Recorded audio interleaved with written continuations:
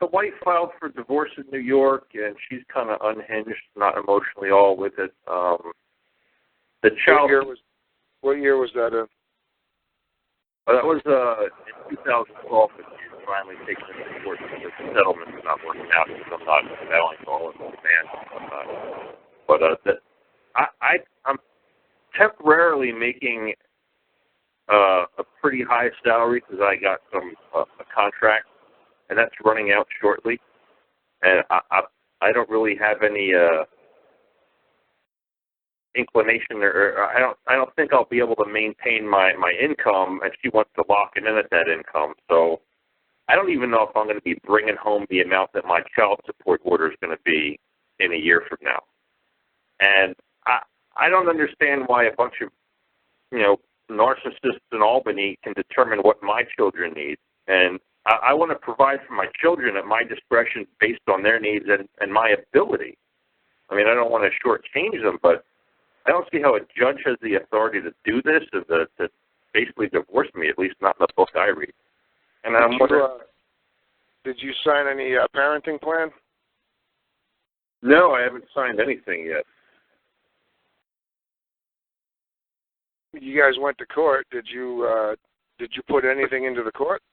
No, well, she put her complaint in the court, and I got a lawyer because I didn't know what the hell anything was, and from what I saw, it was really one-sided and ridiculous. But yeah, we've been going back and forth, and she just had enough with us going back and forth, and wants the judge to basically hammer me. So okay, so every time you put something into the court, your attorney prepares it and you sign it. Right. So you can't say you haven't signed anything. No, we had a preliminary hearing. Okay. So there's no parenting plan that's been put into place. Right. It sounded like you had water running when you were first starting to describe, and so I missed some of that. But 2012, was that correct? Yeah. Okay. And what stage are you at now? How long before are you guys going to trial for the final decree, or did you guys agree on something? Yeah, we're not going to agree because she's a little off the wall, but over controlling, etc. Is there a trial date set? Yeah, it's in 3 weeks. Ooh. But the thing is, I can't sign to pay something I don't know that I can pay. I can't do that. And everyone, it's okay. They're going to be your income and what every state has a different set of rules for how they figure income and child support. And some states, they figure, I know Massachusetts is one that goes until the children are out of school, and that can be up until the time they're 26 years old getting a PhD. Wow. And other states are only 18 years old, and that's it. The strings are cut. So, every state has its own thing, and it gets modified from time to time based on fluctuation in parenting time and in income that's coming in. But how long have you been listening to Karl? Just found him like maybe 3-4 weeks ago. Okay. So it'll take you a good 6 months to really get a grip on the kind of things that you can do in a divorce with this kind of information. But essentially, your question is, where do they get control? One of the biggest places they get control is in a parenting plan, and you're in there with an attorney, so obviously you're not in court standing on your own 2 feet as a man. And at this point, if you've got a lot of property to split up, no, not really. Not really. Too late to stand on my own and say, fire the attorney, because he's not helping me, I don't think. Larry, what do you recommend? Well, That's what I was sitting here thinking while he was talking about that. And hey, Mike, I muted a lot of you other guys. Mike, John, Mike goes one. I muted you guys also. So if you got anything you want to inject, go ahead and fall in. Run there. I muted you also. But yeah, you definitely want to. First of all, let me ask you this: how many weeks you said you've been, paying attention to Karl's method? Maybe 4. I mean, I've been looking at everything, like, Carl Miller, Bill Thornton, following Dean Clifford, like looking at everything, and just Karl's makes so much sense, and it's just simple and not bogged down in the weeds, and because I just seen that everything else that just was too complex and didn't really work anyway. But this resonates with me, but yeah, I haven't gotten too much of it. Okay. Well, and once again, because I really wasn't paying attention, I was on the board on the chat, and I don't want to sound redundant, but because I was listening, you and Gus was talking. But if you can repeat it again for the ones that's listening along with me. Now, you saying you're going through a divorce that your ex-wife is hammering you on, right? Yeah, she pretty much wants to punish me, yeah. But even then, if it was just what the state formula is, I did some military service, so that elevated my income. Then I got this job after that is going to be ending shortly. So I was trying to find a job for like 60% of what I'm making, and it's slim pickings. I don't even know if I can do that. And what state are you in? The divorce is in New York. I'm in D.C. Oh, okay. You want them across town. Yeah, and it's hard to try because y'all both have a interest in your property, so that's going to be one of those things that it's going to be one of those touch and go type things. Yeah, let me get with Karl on that. Mike, I see some of your guys on the call. Mike, you got anything you want to input on that? John?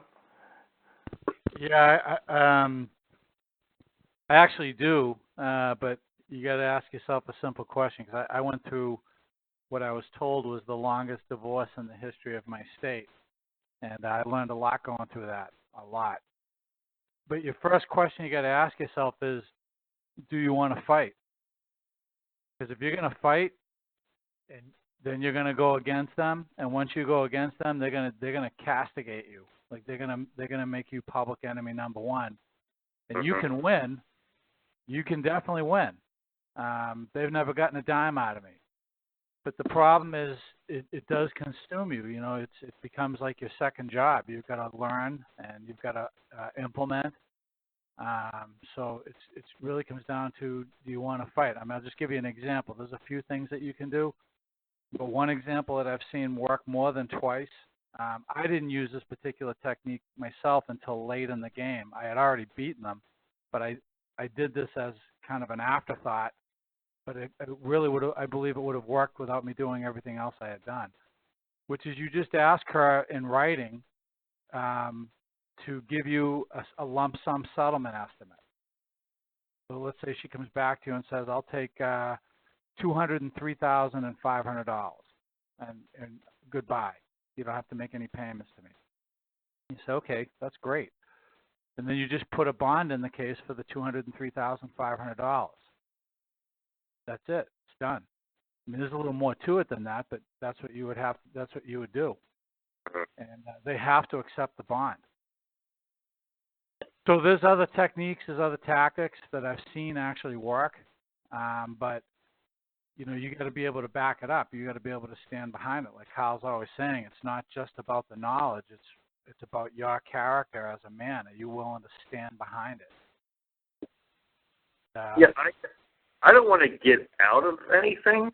I mean, I want to be. Oh, wait a minute. Let me intercept you. And I'm sorry. I don't mean to be rude because I don't want you to get out of anything either. Right. It's not about that.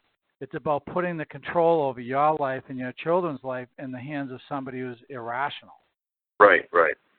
So money is one very powerful way of maintaining control over your life. If you end up living in a rooming house because you're paying, 90% of your after-tax income to somebody else, you're not going to have a lot of control.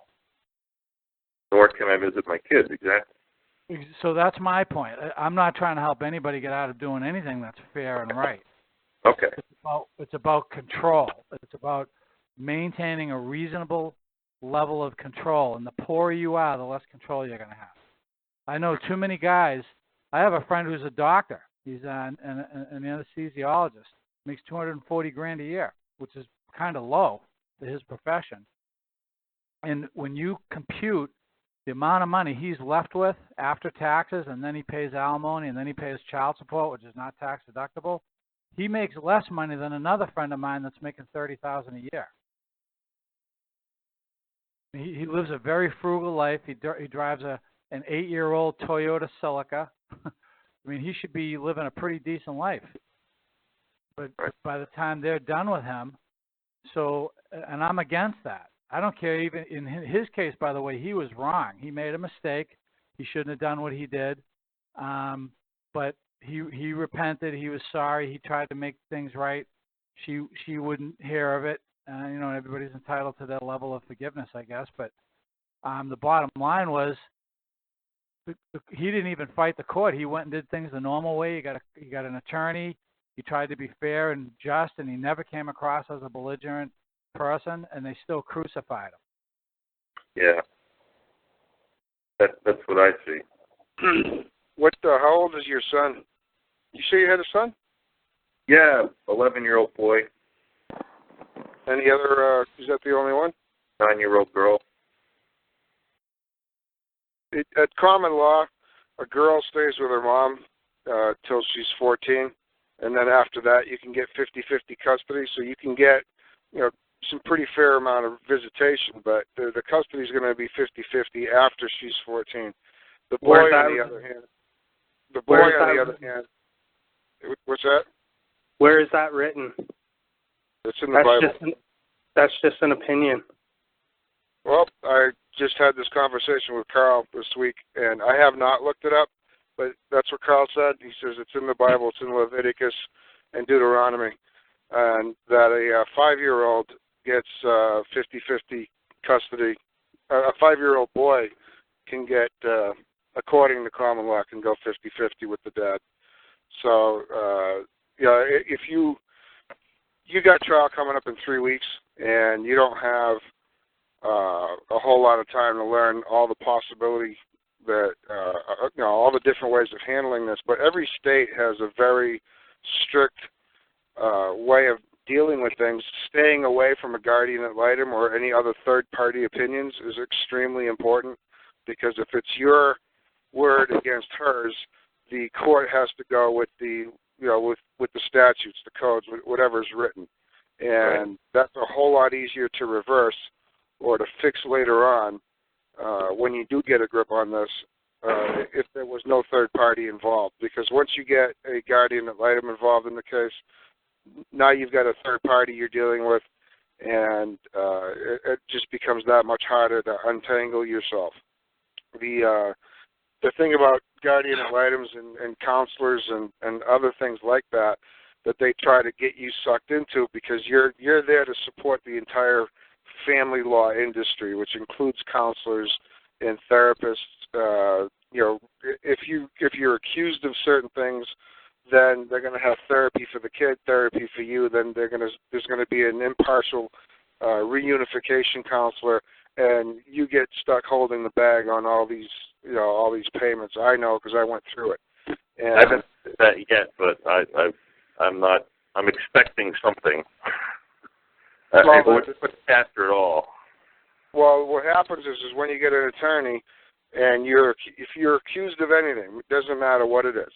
The attorney's going to say, well, we should get a guardian ad litem, because and this is how the game is played. One person accuses the other. They decide to get a guardian ad litem because that's the third party impartial witness on behalf of the children, and then it turns into a shitstorm. And you have no obligation to contract with another man or another woman, period.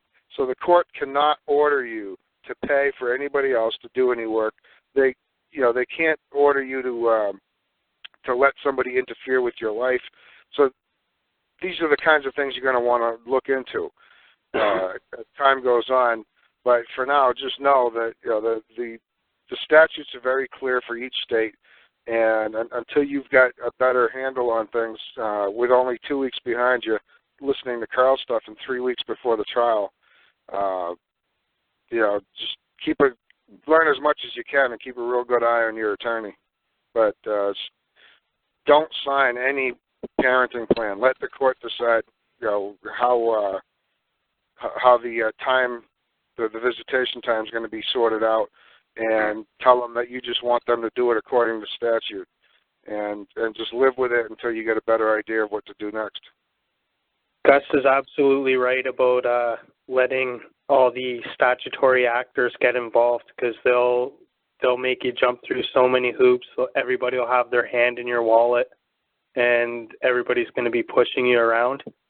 What I recommend is come up with an agreement. I get it that the ex is probably difficult to deal with, but I would try like hell to settle in private with her. Exactly.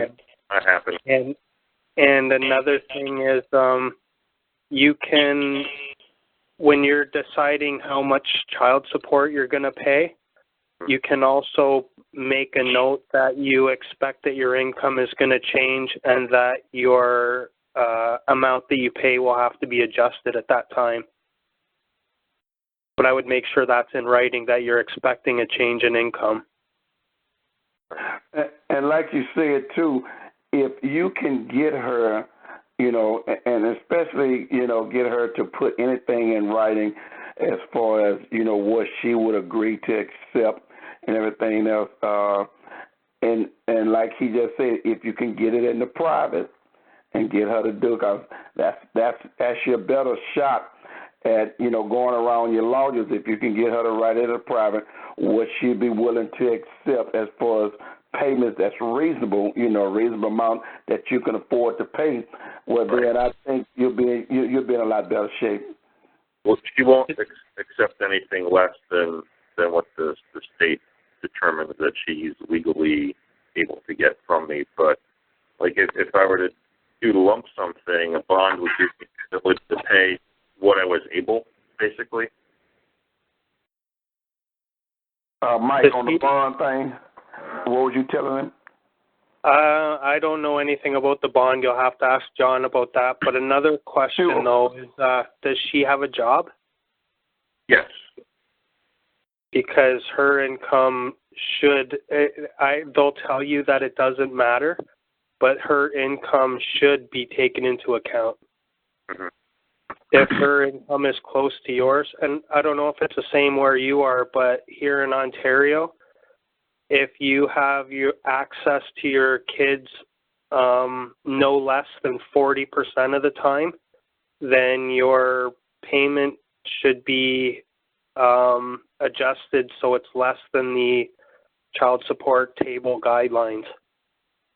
Yeah, the problem is I'm not near there right now.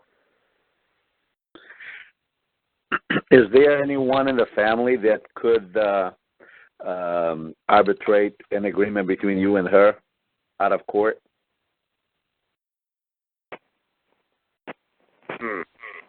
Possibly. Like a pastor or a priest or a rabbi, somebody you both... A grandmother, a father-in-law, somebody. Yeah, probably like the mother.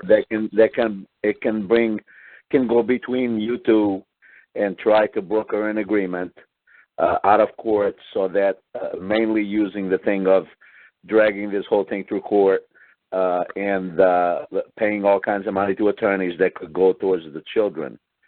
And broker an agreement, and then both of you tell the court, hey, we've decided to settle this on our own, and get rid of the attorneys and write something down and sign it and stick to it.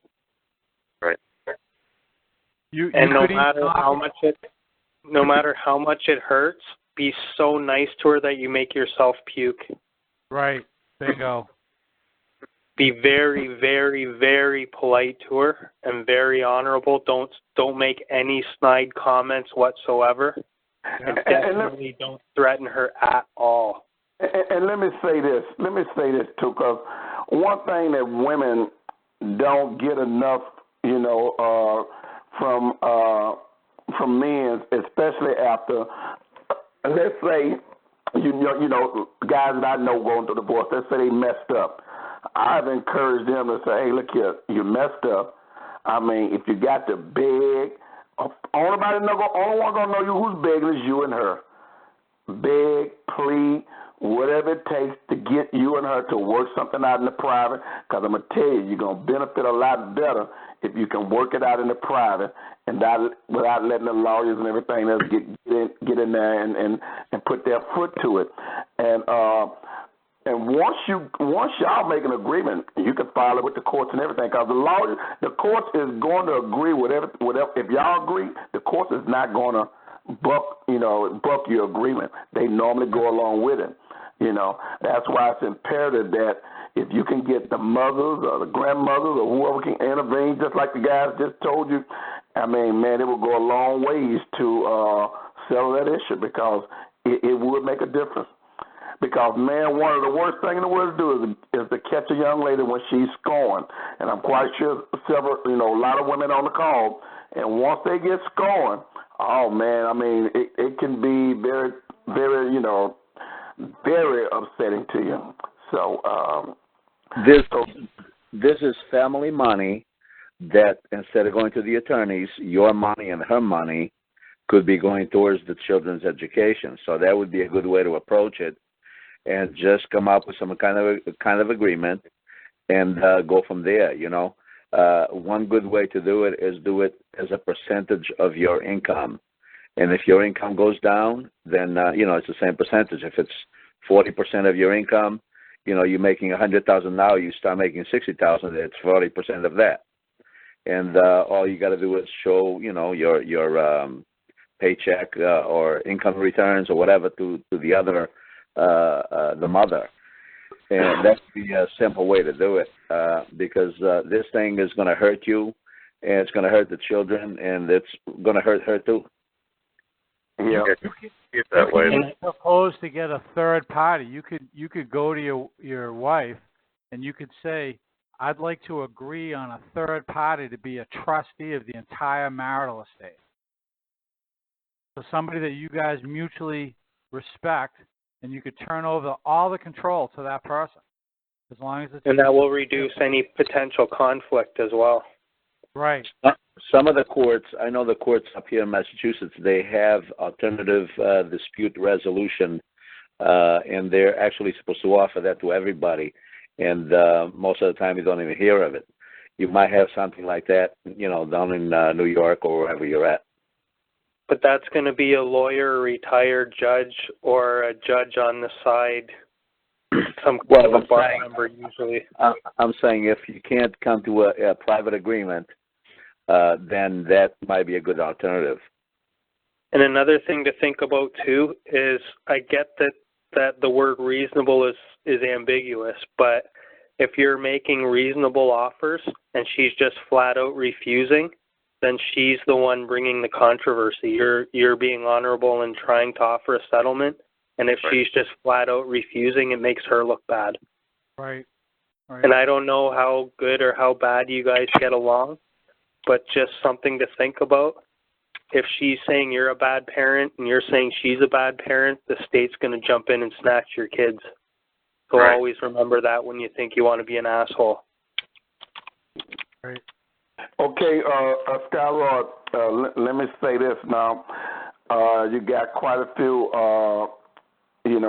opinions in there. I mean, these guys that offer their opinion are guys that's been, in this process for a while, and they're giving you not professional advice, but they're giving you, things that they would do, if they was in your situation. So no one's on the call is giving you any professional advice, just giving you their opinion. So and we got to say this for, we got quite a few people on the call, so we just want to make sure this is not only for you, this is for everyone else that's on the call, that the guys like Mike and John and Gus and all these guys are just really giving you their opinion on what they would do. So, but anyway, hold on, stay on the call. Gus have his call on Wednesdays, and you might want to get on that call and get some follow-up on that, because Gus have his, he will be able to answer some more questions on that. And hopefully we got to the root of your question, and we're going to move on to some other callers. And if you stay on the call, put your hands up. We'll come back to you, Sky. Larry, one more thing I'd like to share with him. Okay. Wouldn't be a bad idea for him to at least put a little baggage on his approval of the attorney. By that I mean, whatever you sign, you should sign it without prejudice. And with your attorney, you had to have signed a contract with him, otherwise he wouldn't engage you. Right. I would get that contract rewritten so that he agrees that at all times he's protecting your rights as a man.